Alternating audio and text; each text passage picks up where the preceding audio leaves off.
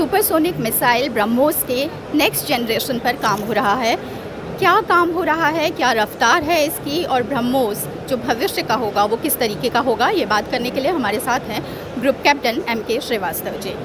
Sir, जो next generation पर काम हो रहा है ब्रह्मोस के, वो कैसा होगा? देखिए, हम लोग इस प्रोजेक्ट पे पिछले 4-5 सालों से काम कर रहे थे और अब हम स्टेज पर आ गए हैं जहाँ पर हमने जो बेसिक कॉन्सेप्ट है और जो बेसिक डिज़ाइन है वो फाइनलाइज कर ली है। और ये मिसाइल जो अभी हमारे पास ब्रह्मोस है उससे काफ़ी छोटी है और वज़न भी काफ़ी कम है, और हमारी उम्मीद है कि ये कई प्लेटफॉर्म पे हम इसको इंटीग्रेट कर पाएंगे और इसका एक्सपोर्ट पोटेंशियल भी बहुत ज़्यादा है। और फ़िलहाल हम अभी एयर वर्जन पे काम कर रहे हैं, लेकिन हमारे पास में इसको लैंड वर्जन के लिए, मतलब लैंड टू लैंड या शिप टू लैंड और शिप टू शिप, वो ऑप्शन भी है जिसको हम आगे भविष्य में कोशिश करेंगे रियलाइज़ करने की।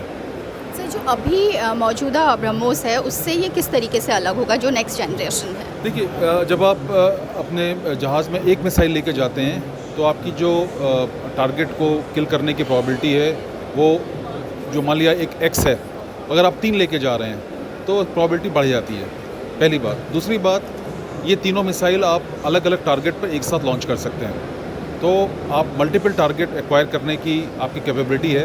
अदरवाइज़ अगर आपके पास में एक मिसाइल है तो आप एक ही टारगेट को ले पाएंगे।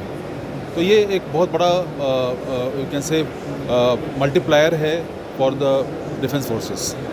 और सर, जो अभी मौजूदा मिसाइल हैं, क्या उनकी रेंज बढ़ाने पे भी कुछ काम हो रहा है? जो मौजूदा मिसाइल हमने ऑलरेडी डिलीवर कर दी हैं, उसमें जो लैंड टू लैंड वर्जन है उसका हमने रेंज बढ़ा के 400 से ऊपर कर दिया है, और जो एयर लॉन्च है उसको हम अभी हमारा प्रोसेस चल रहा है, लेकिन हम उसमें लैंड टारगेट के अगेंस्ट में हम 500 की कोशिश कर रहे हैं और शिप टारगेट के अगेंस्ट में 400 किलोमीटर पे।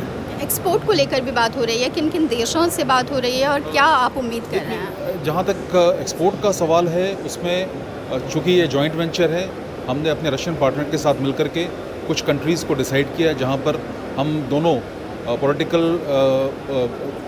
व्यू से कंफर्टेबल हैं एक्सपोर्ट करने के लिए।